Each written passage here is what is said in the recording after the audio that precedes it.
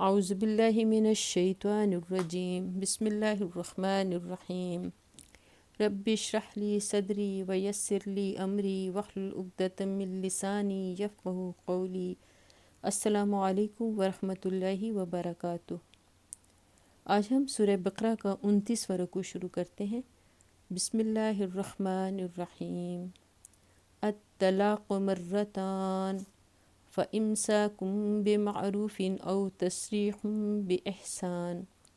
طلاق 2 بار ہے، پھر یا تو سیدھی طرح عورت کو روک لیا جائے یا بھلے طریقے سے اس کو رخصت کر دیا جائے۔ اس مختصر سی آیت میں ایک بہت بڑی معاشرتی خرابی کی جو عرب جاہلیت میں رائج تھی اصلاح کی گئی ہے۔ عرب میں قاعدہ یہ تھا کہ ایک شخص اپنی بیوی کو بے حد و حساب طلاق دینے کا مجاز تھا۔ جس عورت سے اس کا شوہر بگڑ جاتا اس کو وہ بار بار طلاق دے کر رجوع کرتا رہتا تھا، تاکہ نہ تو وہ غریب اس کے ساتھ بس ہی سکے اور نہ اس سے آزاد ہو کر کسی اور سے نکاح ہی کر سکے۔ قرآن مجید کی یہ آیت اسی ظلم کا دروازہ بند کرتی ہے۔ اس آیت کی روح سے ایک مرد ایک رشتہ نکاح میں اپنی بیوی پر حد سے حد 2 ہی مرتبہ طلاق رجعی کا حق استعمال کر سکتا ہے۔ جو شخص اپنی منکوحہ کو 2 مرتبہ طلاق دے کر اس سے رجوع کر چکا ہو، وہ اپنی عمر میں جب کبھی بھی اس کو تیسری بار طلاق دے گا، عورت اس سے مستقل طور پر جدا ہو جائے گی۔ طلاق کا صحیح طریقہ جو قرآن و حدیث سے معلوم ہوتا ہے یہ ہے کہ عورت کو حالت طہر میں 1 مرتبہ طلاق دی جائے۔ اگر جھگڑا ایسے زمانے میں ہوا ہے جب کہ عورت ایام ماہواری میں ہو تو اس وقت طلاق دے بیٹھنا درست نہیں ہے، بلکہ ایام سے اس کے فارغ ہونے کا انتظار کرنا چاہیے۔ پھر 1 طلاق دینے کے بعد اگر چاہے تو دوسرے طہر میں دوبارہ ایک اور طلاق دے دے، ورنہ بہتر یہی ہے کہ پہلی ہی طلاق پر اکتفا کرے۔ اس صورت میں شوہر کو یہ حق حاصل رہتا ہے کہ عدت گزرنے سے پہلے جب چاہے رجوع کر لے، اور اگر عدت گزر بھی جائے تو دونوں کے لیے موقع باقی رہتا ہے کہ پھر باہمی رضامندی سے دوبارہ نکاح کر لیں۔ لیکن تیسرے طہر میں تیسری بار طلاق دینے کے بعد نہ تو شوہر کو رجوع کا حق باقی رہتا ہے اور نہ اس کا ہی کوئی موقع رہتا ہے کہ دونوں کا پھر نکاح ہو سکے۔ رہی یہ صورت کہ ایک ہی وقت میں 3 طلاقیں دے ڈالی جائیں، جیسا کہ آج کل جہلا کا عام طریقہ ہے، تو یہ شریعت کی روح سے سخت گناہ ہے۔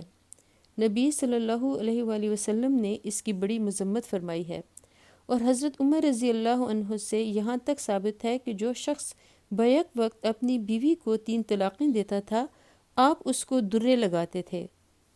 تاہم گناہ ہونے کے باوجود ائمہ 4 کے نزدیک تینوں طلاقیں واقع ہو جاتی ہیں اور طلاق مغلظ ہو جاتی ہے۔ وَلَا يَحِلُّ لَكُمْ أَن تَأْخُذُوا مِمَّا آتَيْتُمُوهُنَّ شَيْئًا إِلَّا أَن يَخَافَا أَلَّا يُقِيمَا حُدُودَ اللَّهِ۔ اور رخصت کرتے ہوئے ایسا کرنا تمہارے لیے جائز نہیں ہے کہ جو کچھ تم انہیں دے دیتے ہو اس میں سے کچھ واپس لے لو۔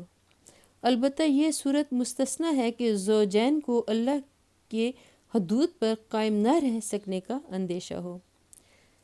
یہ جو اللہ تعالیٰ نے فرمایا کہ تمہارے لیے جائز نہیں ہے کہ جو کچھ تم انہیں دے چکے ہو اس میں سے کچھ واپس لے لو، اس سے مراد مہر اور وہ زیور اور کپڑے وغیرہ ہیں جو شوہر اپنی بیوی کو دے چکا ہو۔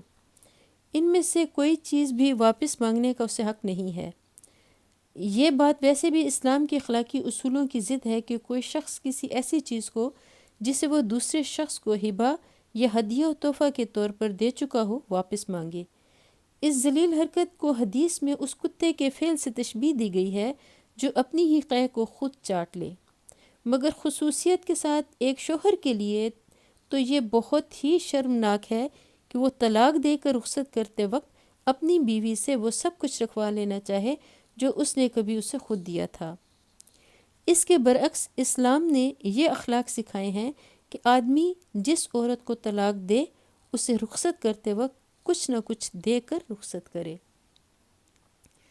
فَإِنْ خِفْتُمْ أَلَّا يُقِيمَا حُدُودَ اللَّهِ فَلَا جُنَاحَ عَلَيْهِمَا فِي مَا افْتَدَتْ بِهِ۔ ایسی صورت میں اگر تمہیں یہ خوف ہو کہ وہ دونوں حدود الہی پر قائم نہ رہیں گے تو ان کے درمیان یہ معاملہ ہو جانے میں کوئی مذائقہ نہیں کہ عورت اپنے شوہر کو کچھ معاوضہ دے کر علیحدگی حاصل کر لے۔ شریعت کی اصطلاح میں اسے خلا کہتے ہیں، یعنی ایک عورت کا اپنے شوہر کو کچھ دے کر اس سے طلاق حاصل کرنا۔ اس معاملے میں اگر عورت اور مرد کے درمیان گھر ہی میں کوئی معاملہ طے ہو جائے تو جو کچھ طے ہوا ہو وہی نافذ ہوگا، لیکن اگر عدالت میں معاملہ جائے تو عدالت صرف اس امر کی تحقیق کرے گی کہ آیا فی الواقع یہ عورت اس مرد سے اس حد تک متنفر ہو چکی ہے کہ اس کے ساتھ اس کا نباہ نہیں ہو سکتا۔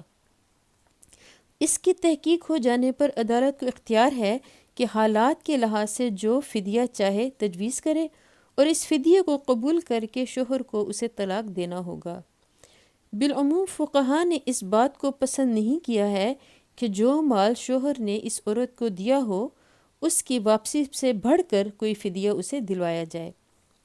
خلا کی صورت میں جو طلاق دی جاتی ہے وہ رجعی نہیں ہے بلکہ بائنہ ہے۔ چونکہ عورت نے معاوضہ دے کر اس طلاق کو گویا خریدا ہے، اس لیے شوہر کو یہ حق باقی نہیں رہتا کہ اس طلاق سے رجوع کر سکے۔ البتہ اگر یہی مرد و عورت پھر ایک دوسرے سے راضی ہو جائیں اور دوبارہ نکاح کرنا چاہیں تو ایسا کرنا ان کے لیے بالکل جائز ہے۔ جمہور کے نزدیک خلا کی عدت وہی ہے جو طلاق کی ہے، مگر ابو داؤد، ترمذی اور ابن ماجہ وغیرہ میں متعدد روایات ایسی ہیں جن سے معلوم ہوتا ہے کہ نبی صلی اللہ علیہ وآلہ وسلم نے اس کی عدت ایک ہی حیض قرار دی تھی، اور اسی کے مطابق حضرت عثمان رضی اللہ عنہ نے ایک مقدمے کا فیصلہ کیا۔ فَمَن يَتَعَدَّ حُدُودَ اللَّهِ فَأُولَئِكَ هُمُ الظَّالِمُونَ، یہ اللہ کے مقرر کردہ حدود ہیں، ان سے تجاوز نہ کرو، اور جو لوگ حدود الہی سے تجاوز کریں وہی ظالم ہیں۔ فَإِن طَلَّقَهَا فَلَا تُحِلُّ لَهُ مِن بَعْدُ حَتَّى تَنكِحَ زَوْجًا غَيْرَهُ، پھر اگر 2 بار طلاق دینے کے بعد شوہر نے عورت کو تیسری بار طلاق دے دی تو وہ عورت پھر اس کے لیے حلال نہ ہوگی، الا یہ کہ اس کا نکاح کسی دوسرے شخص سے ہو اور وہ اسے طلاق دے دے۔ احادیث صحیحہ سے معلوم ہوتا ہے کہ اگر کوئی شخص محض اپنی متعلقہ بیوی کو اپنے لیے حلال کرنے کی خاطر کسی سے سازش کے طور پر اس کا نکاح کرائے اور پہلے سے یہ طے کرے کہ وہ نکاح کے بعد اسے طلاق دے دے گا تو یہ سراسر ایک ناجائز فعل ہے۔ ایسا نکاح نہ ہوگا بلکہ محض ایک بدکاری ہوگی، اور ایسے سازشی نکاح و طلاق سے عورت ہرگز اپنے سابق شوہر کے لیے حلال نہ ہوگی۔ حضرت علی اور ابن مسعود اور ابو ہریرہ اور عقبہ بن عامر رضی اللہ عنہم کی متفقہ روایت ہے کہ نبی صلی اللہ علیہ وآلہ وسلم نے اس طریقے سے حلالہ کرنے اور حلالہ کرانے والے پر لعنت فرمائی ہے۔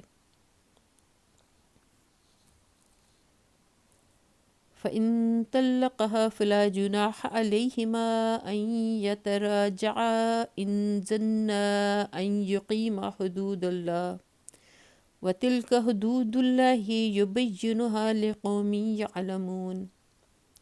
تب اگر پہلا شوہر اور یہ عورت دونوں یہ خیال کریں کہ حدود الہی پر قائم رہیں گے تو ان کے لیے ایک دوسرے کی طرف رجوع کر لینے میں کوئی مذائقہ نہیں۔ یہ اللہ کی مقرر کردہ حدیں ہیں جنہیں وہ ان لوگوں کی ہدایت کے لیے واضح کر رہا ہے جو اس کی حدوں کو توڑنے کا انجام جانتے ہیں۔ وَإِذَا طَلَقْتُمُ النِّسَاءَ فَبَلَغْنَ أَجَلَهُنَّ فَأَمْسِكُوهُنَّ بِمَعْرُوفٍ أَوْ سَرِّحُوهُنَّ بِمَعْرُوفٍ وَلَا تُمْسِكُوهُنَّ ضِرَارًا لِتَعْتَدُوا، اور جب تم عورتوں کو طلاق دے دو اور ان کی عدت پوری ہونے کو آ جائے تو یا بھلے طریقے سے انہیں روک لو یا بھلے طریقے سے رخصت کر دو، محض ستانے کی خاطر انہیں نہ روکے رکھنا کہ یہ زیادتی ہوگی۔ وَمَن يَفْعَلْ ذَلِكَ فَقَدْ ظَلَمَ نَفْسَهُ، اور جو ایسا کرے گا وہ در حقیقت آپ اپنے ہی اوپر ظلم کرے گا۔ یعنی ایسا کرنا درست نہیں ہے کہ ایک شخص اپنی بیوی کو طلاق دے اور عدت گزرنے سے پہلے محض اس لیے رجوع کر لے کہ اسے پھر ستانے اور دکھ کرنے کا موقع ہاتھ آ جائے۔ اللہ تعالیٰ ہدایت فرماتا ہے کہ رجوع کرتے ہو تو اس نیت سے کرو کہ اب حسن سلوک سے رہنا ہے، ورنہ بہتر یہ ہے کہ شریفانہ طریقے سے رخصت کر دو۔ وَلَا تَتَّخِذُوا آيَاتِ اللَّهِ هُزُوًا وَاذْكُرُوا نِعْمَةَ اللَّهِ عَلَيْكُمْ وَمَا أَنزَلَ عَلَيْكُمْ مِنَ الْكِتَابِ وَالْحِكْمَةِ يَعِظُكُمْ بِهِ۔ اللہ کی آیات کا کھیل نہ بناؤ، بھول نہ جاؤ کہ اللہ نے کس نعمت عظمیٰ سے تمہیں سرفراز کیا ہے۔ وہ تمہیں نصیحت کرتا ہے کہ جو کتاب اور حکمت اس نے تم پر نازل کی ہے اس کا احترام ملحوظ رکھو۔ یعنی اس حقیقت کو فراموش نہ کر دو کہ اللہ نے تمہیں کتاب اور حکمت کی تعلیم دے کر دنیا کی رہنمائی کے عظیم الشان منصب پر مامور کیا ہے۔ تم امت وسط بنائے گئے ہو، تمہیں نیکی اور راستی کا گواہ بنا کر کھڑا کیا گیا ہے۔ تمہارا یہ کام نہیں ہے کہ ہیلہ بازیوں سے آیات الہی کا کھیل بناؤ، قانون کے الفاظ سے روح قانون کے خلاف ناجائز فائدے اٹھاؤ، اور دنیا کو راہ راست دکھانے کے بجائے خود اپنے گھروں میں ظالم اور بدراہ بن کر رہو۔ وَاتَّقُوا اللَّهَ وَاعْلَمُوا أَنَّ اللَّهَ بِكُلِّ شَيْءٍ عَلِيمٌ۔ اللہ سے ڈرو اور خوب جان لو کہ اللہ کو ہر بات کی خبر ہے۔ یہاں ہمارا 29واں رکوع مکمل ہوتا ہے۔ اللہ تعالیٰ سے دعا ہے کہ ہم نے جو پڑھا جو سنا اسے ہمیں سمجھنے کی اور بہترین عمل کرنے کی توفیق عطا فرمائے۔ اللہ تعالیٰ ہمارے گناہوں کو معاف فرمائے، اور پڑھنے کے دوران جو مجھ سے غلطی ہو گئی ہو تو اللہ تعالیٰ مجھے معاف کرے۔ آمین۔ وآخر دعوانا ان الحمد للہ رب العالمین۔